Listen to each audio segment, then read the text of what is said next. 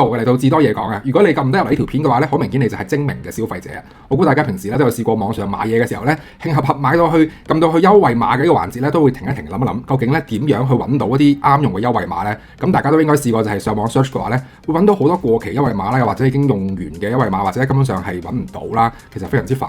喺 AI 嘅年代咧，其實 AI 好順暢而又係快捷 organize 嘅過程咁樣去揾優惠碼嘅。今日就同大家一齊實測一下。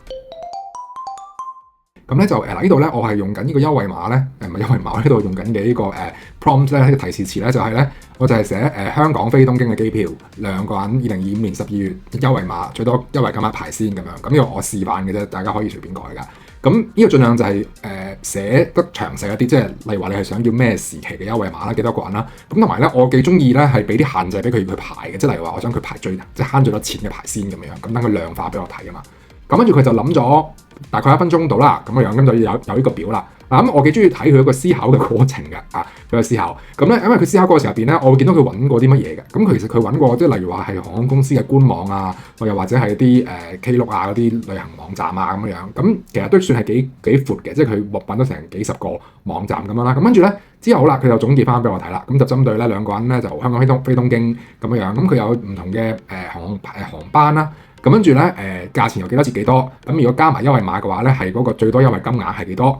咁樣好啦。咁呢個表啦，嗱，如果大家有用呢個即係有識呢個 MBTI 嘅話，其中一個就係呢個性格係 J 嘅，即係比較上係中意啲嘢係比較有結構嘅咧嘅人咧，即係好中意呢啲表。我就超中意呢啲表嘅。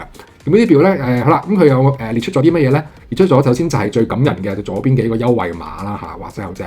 跟住同埋咧，航空公司或者平台啦。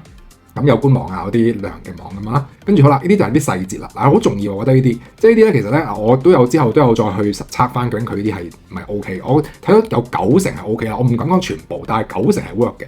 咁跟住之後慳咗幾多？咁呢個就係我所一開頭 set 俾佢嘅。咁我都慳到2000喎。咁其實當然呢啲入邊有一啲特定嘅要求啦，可能係即係某一啲時期嘅，或者係某一啲嘅日子㗎啦。咁呢度可以自己再去睇下邊啲啱用嘅。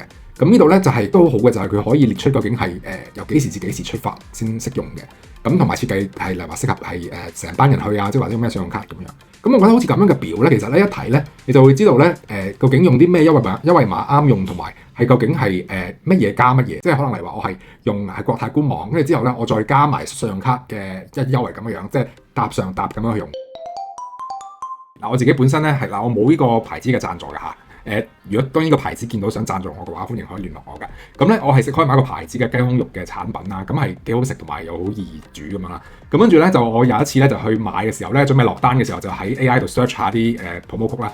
點知唔揾都不止，一揾嘅話咧，即係俾我好 surprise 嘅咧，就係咧佢揾埋啲唔同嘅 KOL 嗰啲嘅 IG 入邊嘅 promo code啊。咁所以咧，嗱，呢度即係我自己真係試嘅時候咧，例如話好多啲88折啊係 work 嘅喎。咁所以咧即係對於我哋呢個我叫做 content creator 嚟講一下，即係我站在 content creator 角度咧，都係一個威脅，係因為咧竟然可以唔使睇嗰啲 content 都可以攞到個曲咧，係呢個係作為 content creator 嚟講係需要去面對嘅問題嚟㗎。但係另一方面嚟講，作為消費者嚟講咧，可以通過 AI 直接咁樣去揾到呢啲咁樣唔同嘅 promo 曲咧，係相當之犀利嘅。